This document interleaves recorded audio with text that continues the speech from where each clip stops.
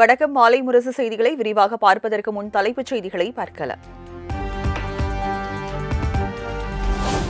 விஜயின் தமிழக வெற்றிக் கழகத்தில் இன்று இணைகிறார் அதிமுக முன்னாள் அமைச்சர் செங்கோட்டையன். எம்எல்ஏ பதவியை ராஜினாமா செய்த நிலையில் சென்னை பனையூர் கட்சி அலுவலகத்தில் விஜய் முன்னிலையில் இணைய திட்டம்.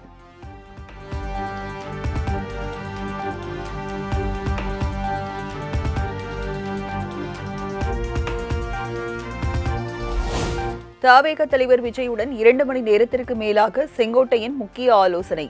பொதுச் செயலாளர் என் ஆனந்த், ஆதவ் அர்ஜுனா உள்ளிட்டோர் பேச்சுவார்த்தையில் பங்கேற்பு.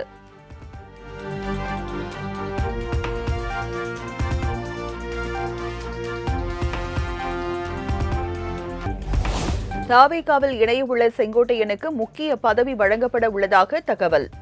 மேற்கு மண்டலத்தில் தவேகாவை வலுப்படுத்தும் வகையில் செங்கோட்டையனை வைத்து காய் நகர்த்த தவேகா திட்டம்.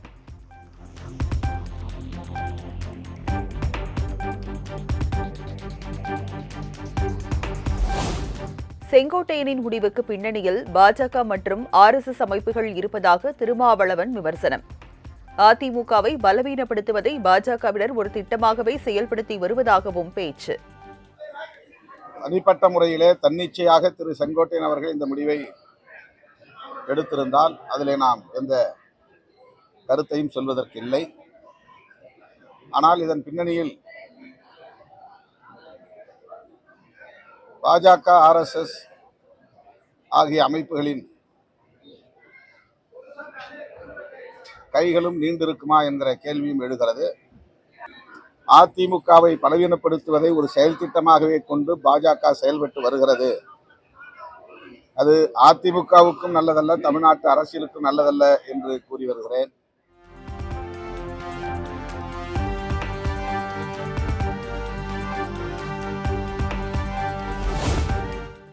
தமிழக வெற்றிக் கழக தலைவர் விஜய் பாஜகவிடம் மிகவும் கவனமாக இருக்க வேண்டும் என விசிக தலைவர் திருமாவளவன் அட்வைஸ். செங்கோட்டையனின் முடிவு தன்னிச்சையானதா, அரசியல் சூழ்ச்சியா என்பதை பொறுத்திருந்துதான் பார்க்க வேண்டும் எனவும் கருத்து. தன்னிச்சையாக இந்த முடிவை எடுத்திருக்கிறாரா அல்லது இதற்கு பின்னால் வேறு ஏதேனும் அரசியல் சூழ்ச்சி இருக்கிறதா என்பதை நாம் பொறுத்திருந்துதான் பார்க்க வேண்டும். நண்பர் விஜய் அவர்கள் மிகவும் பாஜகவிடம் மிகவும் கவனமாக இருக்க வேண்டும். அவருடைய கட்சிகளில் சங்கிகள் அல்லது சங்க பரிவார அமைப்புகளை சார்ந்தவர்கள் ஏற்கனவே ஊடுருவி இருக்கிறார்கள் என்கிற விமர்சனங்கள் இருக்கின்றன.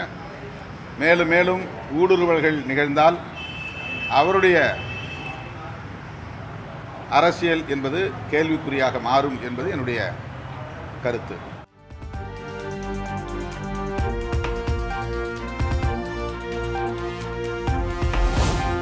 செங்கோட்டையன் தனது எம்எல்ஏ பதவியை ராஜினாமா செய்திருப்பது அரசியலில் பெரிய தாக்கத்தை ஏற்படுத்தாது. அதிமுகவில் பதவி தேவையில்லை என்பதால் அவர் வேறு கட்சிக்கு செல்லலாம் என சீமான் கருத்து.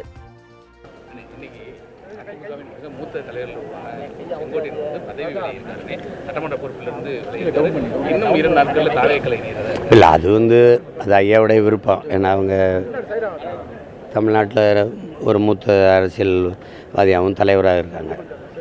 இப்போ இன்னும் 2 மாதத்தில் தேர்தல் வரப்போகுது. இப்போ விலகிறதுலும் ஒன்றும் இதுக்காக ஒரு இடைத்தேர்தலோ ஒன்றும் பெரிய தாக்கத்தை ஏற்படுத்தாது. ஏன்னா பிப்ரவரியில் தேர்தல் அறிவிக்க போகிறாங்க, மார்ச் ஏப்ரலில் தேர்தல் நடக்க போகுது. இப்போ அதனால் அவங்க வேறு ஒரு கட்சிக்கு போகும்போது இப்போ இந்த கட்சியில் இருந்து பெற்ற பதவி தேவையில்லைன்னு நினச்சிருக்கலாம். அதனால் செஞ்சுருக்கலாம்.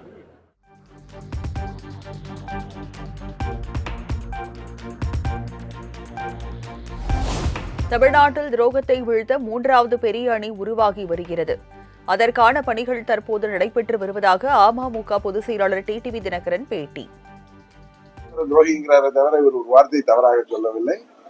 நேற்று கூட ஒரு தொலைக்காட்சி பேட்டியில 50 ஆண்டுகள் நான் அந்த கட்சியில இருந்திருக்கேன், எனக்கு கிடைத்த பரிசுதான் இருந்து மனவருத்தத்தோடு சொல்றாரு. அதனால துரோகம் வீழ்த்தப்படுவதற்கு காலம் வரும். 4 முனை போட்டி இருக்கு. நீங்கெல்லாம் எதிர்பாராத திருப்பங்கள்லாம் ஏற்பட்டு புதிதாக கூட்டணி அமைவதற்கு வாய்ப்பு இருக்குன்னு சொல்லியிருக்கேன். அதை நோக்கி சில நகர்வுகள் நடந்து கொண்டிருக்கிறது என்பது எனக்கு தெரியும். அதனால கொஞ்சம் வெயிட் பண்ணுங்க.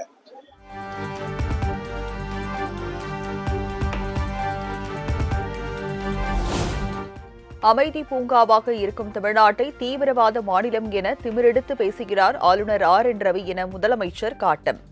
தமிழர்களை தேச விரோதிகளாக சித்தரிக்கும் ஆளுநர் என் ரவி திமிரை அடக்க வேண்டும் எனவும் பேச்சு. தமிழ்நாட்டில் பாதுகாப்பு பிரச்சனைகள் இருக்கான், தீவிரவாத போக்கு நிலவும் கூடிய மாநிலமாக தமிழ்நாடு இருக்கான். தமிழ் மொழி வளர்ச்சிக்காக இங்க எதுவும் நடக்கலையாம், எல்லாரும் ஆங்கிலம் படிக்கிறாங்களாம். இப்படி எல்லாம் அவதூறு ஆற்றாம கலந்து புலம்பி இருக்கிறார் ஆளுநர். அமைதி பூங்காவாக இருக்கக்கூடிய தமிழ்நாட்டை தீவிரவாத மாநிலம் திமிரெடுத்து பேசி இருக்கிறார். அவரை திமிர அடக்கணும். நம்ம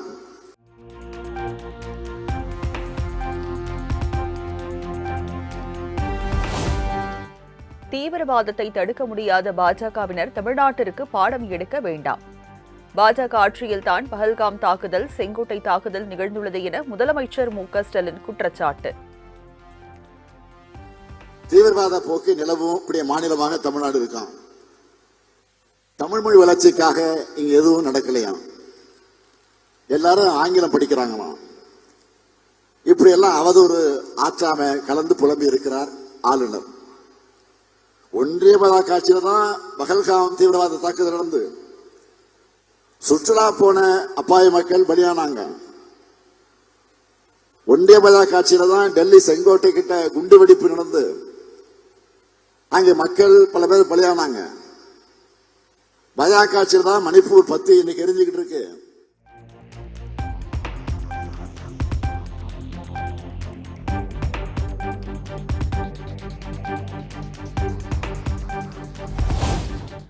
வரி வசூலிப்பதற்கு மட்டும் தமிழ்நாடு நிதி ஒதுக்கும் போது பட்டை நாமம். தமிழக மக்களை பாஜக அரசு தொடர்ந்து பழிவாங்குவதாக முதலமைச்சர் மு.க.ஸ்டாலின் குற்றச்சாட்டு. இந்த 1% நிதி ஒதுக்கீடு தான். இதுக்கு என்ன அர்த்தம்? வரி வசூலிக்கப்பட மட்டும் தமிழ்நாடு, நிதி ஒதுக்கீடுல அவங்களுக்கு பட்ட நாமம் போடுகிறது பாஜகவுடைய ஆட்சி. இதிலிருந்து பாஜக நமக்கு சொல்லாம சொல்லுகிற மெசேஜ் என்ன? அரசியல் லாபங்களுக்காக பொதுமக்களை பழிவாங்கும் இந்த அற்ப அரசியலை தான் தமிழ்நாட்டில் பாஜகவுக்கு தொடர் தோல்வியை தந்துட்டு இருக்கு.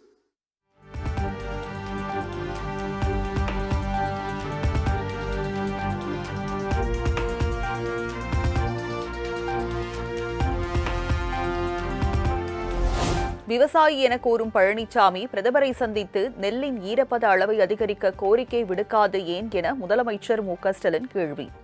எடப்பாடி பழனிசாமி விவசாயி அல்ல, பச்சை துரோகி. லேட்டஸ்ட் துரோகம் மெட்ரோ ரயில் நிராகரிப்பை கண்டு கொள்ளாது என காட்டமாக விமர்சனம்.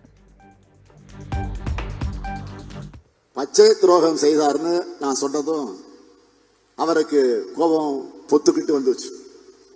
சொல்றாரு, நான் ஒரு விவசாயி, இப்போவும் விவசாயம் செய்யறேன்னு சொல்றார் பழனிசாமி. அவர் ஒரு துரோகி, இப்போவும் தொடர்ந்து துரோகத்தை செஞ்சுட்டு இருக்காருன்னு தான் சொல்லிக்கலாமே தவிர அவரை விவசாயின்னு சொல்றது உண்மையான உழவர் பெருமக்களை அவமானப்படுத்துறது சமமாயிடும். பழனிசாமி அவர்கள் இந்த மேற்கு மண்டலத்துக்கு இழைச்ச பச்சை துரோக பட்டியலை latest addition Kovai metro rail, அது பெரிய துரோகம்.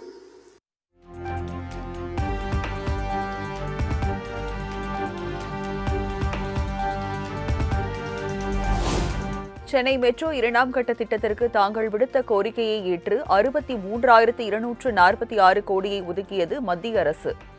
மெட்ரோ திட்டத்திற்கு குரல் கொடுக்கவில்லை என விமர்சித்த முதலமைச்சர் மு.க.ஸ்டாலினுக்கு எடப்பாடி பழனிசாமி பதிலடி.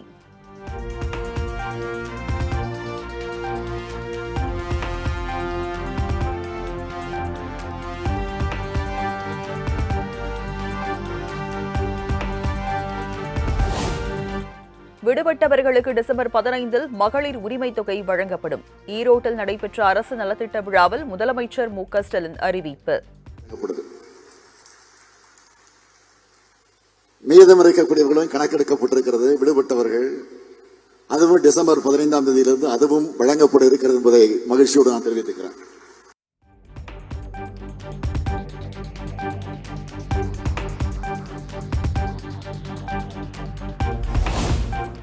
தென்காசியில் நிகழ்ந்த பேருந்து விபத்தில் தாயை இழந்த பார்வையற்ற மாற்றுத்திறனாளி கீர்த்திகாவிற்கு அரசு வேலை வழங்க முதலமைச்சர் ஆணை. புளியங்குடி நகராட்சியில் டேட்டா என்ட்ரி பணி வழங்க உத்தரவு.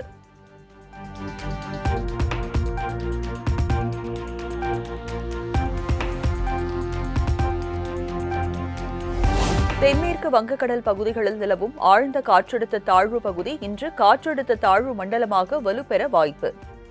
அதற்கடுத்த 48 மணி நேரத்தில் மேலும் வலுப்பெற்று வட தமிழகம், புதுச்சேரி கடலோர பகுதிகளை நோக்கி நகரக்கூடும் என கணிப்பு.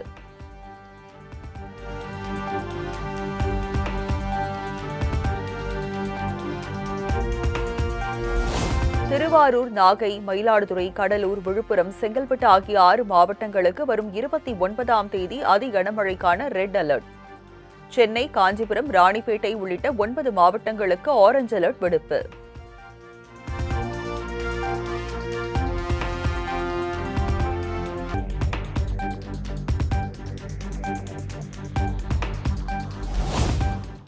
ராமநாதபுரம், புதுக்கோட்டை, தஞ்சாவூர், திருவாரூர், நாகை ஆகிய 5 மாவட்டங்களில் இன்று கனமழைக்கு வாய்ப்பு.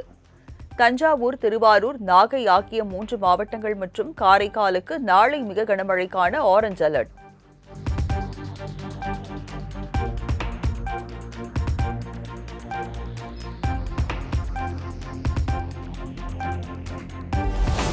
மாவட்ட ஆட்சியர்களுடன் முதலமைச்சர் மு.க. ஸ்டாலின் இன்று ஆலோசனை. கனமழை முன்னெச்சரிக்கை நடவடிக்கைகள் குறித்து ஆலோசிக்க உள்ளதாக தகவல்.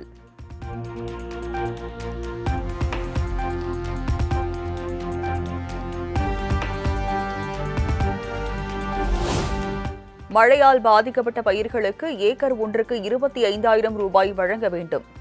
காப்பீட்டு நிறுவனங்களிடமிருந்து இழப்பீட்டை பெற்றுத்தர திமுக அரசு விரைந்து நடவடிக்கை எடுக்க வேண்டும் எனவும் எடப்பாடி பழனிசாமி வலியுறுத்தல்.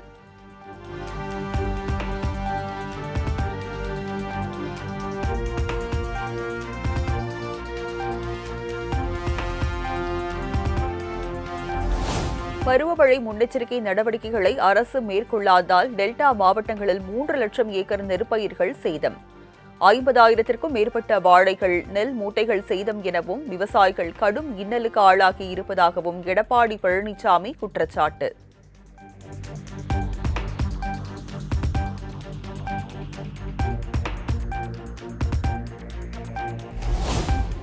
SIR மூலம் வடமாநிலத்தவருக்கு தமிழகத்தில் வாக்குரிமை அளித்தால் மக்கள் புரட்சி வெடிக்கும். மேட்டுப்பாளையத்தில் நடைபெற்ற மக்கள் சந்திப்பு கூட்டத்தில் தேமுதிக பொதுச் செயலாளர் பிரேமலதா விஜயகாந்த் எச்சரிக்கை.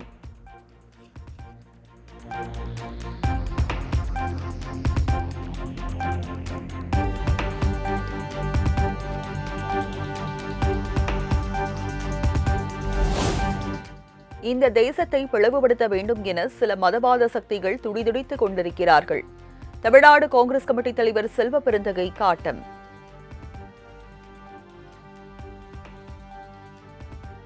எல்லோரும் நாம் கொண்டாடி கொண்டிருக்கிறோம். இந்த தேசத்தை எது ஆளுகிறது என்றால் அரசியலமைப்பு சட்டம்தான் ஆளுகிறது என்பதில் யாருக்கும் எந்தவித மாற்று கருத்தும் இருக்க முடியாது. இந்த தேசத்தை பகவத்கீதை ஆளவில்லை, குர்ஆன் ஆளவில்லை, பைபிள் ஆளவில்லை, அரசியலமைப்பு சட்டம்தான் ஆளுகிறது என்பது அனைவருக்கும் தெரியும். ஆனால் மதவாரியாக துண்டாடி இந்த தேசத்தை பிளவுபடுத்த வேண்டும் என்று சில மதவாத சக்திகள் துடித்துக் கொண்டிருக்கின்றன.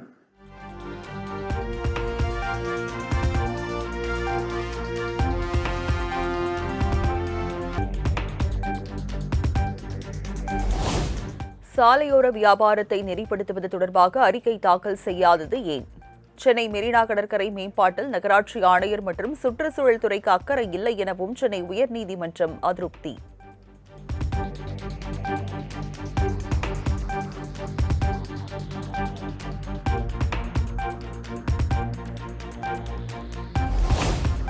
மலைப்பகுதிகளை பாதுகாக்காவிட்டால் பின் விளைவுகள் பேரழிவாக இருக்கும் என சென்னை உயர்நீதிமன்றம் கருத்து. மலைப்பகுதிகளையும் வனப்பகுதிகளையும் பாதுகாக்க கொண்டுவரப்பட்ட சிறப்பு சட்டங்களை கண்டிப்புடன் பின்பற்ற வேண்டும் எனவும் உத்தரவு.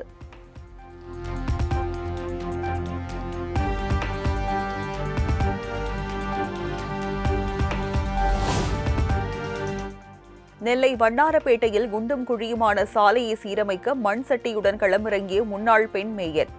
சாலையை சீரமைக்க கோரி நூதன போராட்டத்தில் ஈடுபட்டவரை கைது செய்ய முயன்ற காவல்துறையினருடன் கடும் வாக்குவாதம். சென்னை இன்னைக்கு மழை பெய்யாததுனால இதுல குழி இருக்குன்னு தெரியுது, இல்லாட்டி தெரியாது. எவ்வளவு பெரிய மேம்பாலம் பாத்துக்கோங்க. இதுல போறவன் மரண கருல போன மாதிரி தான் போக வேண்டியது இருக்கு. பாளையங்கோட்டை சட்டமன்றம் எப்படி கிடக்கு பாருங்க. 5 வருஷம் ஆச்சு இதே நிலைமைதான். ஒருத்தர் கேள்வி கேட்க மாட்டாங்க. எந்த அரசாங்கமும் எதுவும் செய்ய மாட்டாங்க. என்னையால முடிஞ்சது 2 நீங்க உடனே அரெஸ்ட் பண்ணா வந்துடுறீங்க. நல்லது செய்யறதுக்குமா அரெஸ்ட்? இது நல்ல ஆட்சிங்க. நல்லது செஞ்ச அரெஸ்ட். பள்ளத்துல விழுந்துருவானேன்னு சொல்லி இல்ல, பள்ளத்துல விழுந்துருவானேன்னு சொல்லி கள்ளப்பட்ட அரெஸ்ட் தான்.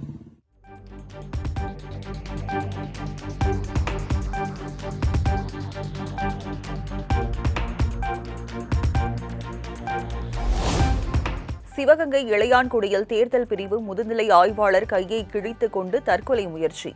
எஸ்ஐஆர் பணி அழுத்தம் காரணமாக தற்கொலைக்கு முயன்றதாக தகவல்.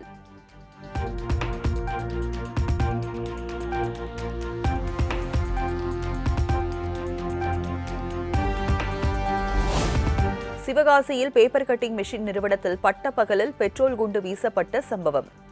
4 சிறுவர்கள் உட்பட 8 பேரை கைது செய்து காவல்துறையினர் அதிரடி.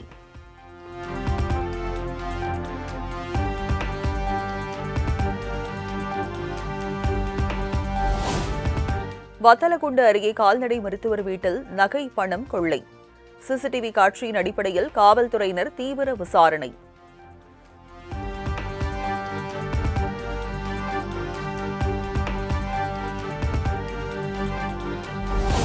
மகர விளக்கு பூஜை சீசனையொட்டி சபரிமலை ஐயப்பன் கோவிலில் அலைமோதிய பக்தர்கள் கூட்டம்.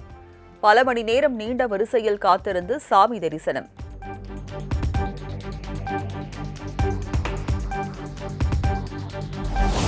திருப்பதி ஏழுமலையான் கோவிலில் வைகுண்ட ஏகாதசி என்று சாமி தரிசனம் செய்வதற்கான டிக்கெட் முன்பதிவு இன்று தொடக்கம். டிசம்பர் 1ஆம் தேதி வரை தேவஸ்தான இணையதளம், மொபைல் செயலி வழியாக பதிவு செய்து கொள்ளலாம் என அறிவிப்பு.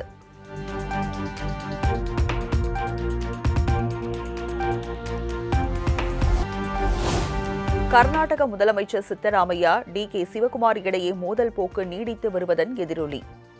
முதலமைச்சர் பதவி குறித்து சோனியா மற்றும் ராகுல் காந்தியுடன் ஆலோசித்து முடிவெடுக்கப்படும் என மல்லிகார்ஜுன கார்கே தகவல்.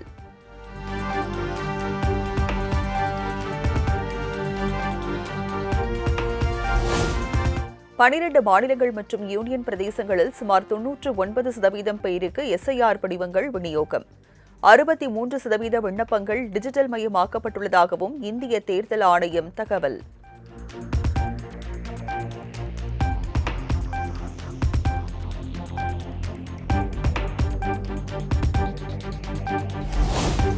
நாடு முழுவதும் உயிரிழந்தவர்களின் 2 கோடிக்கும் மேற்பட்ட ஆதார் எண்கள் நீக்கம். இந்திய தலைமை பதிவாளர் மற்றும் மாநில அரசுகளிடமிருந்து பெறப்பட்ட தரவுகளின் அடிப்படையில் நீக்கப்பட்டதாக மத்திய அரசு தகவல்.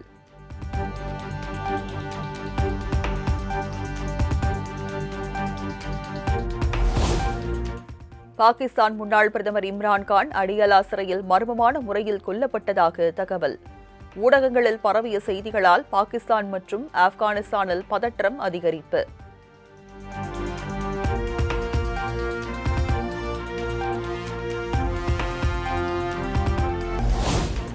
தென்னாப்பிரிக்கா அணிக்கு எதிரான டெஸ்ட் போட்டியில் 408 ரன்கள் வித்தியாசத்தில் இந்திய அணி படுதோல்வி. 2 போட்டிகள் கொண்ட டெஸ்ட் தொடரை 2-0 என்ற கணக்கில் வென்று இந்தியாவை ஒயிட் வாஷ் செய்தது தென்னாப்பிரிக்கா.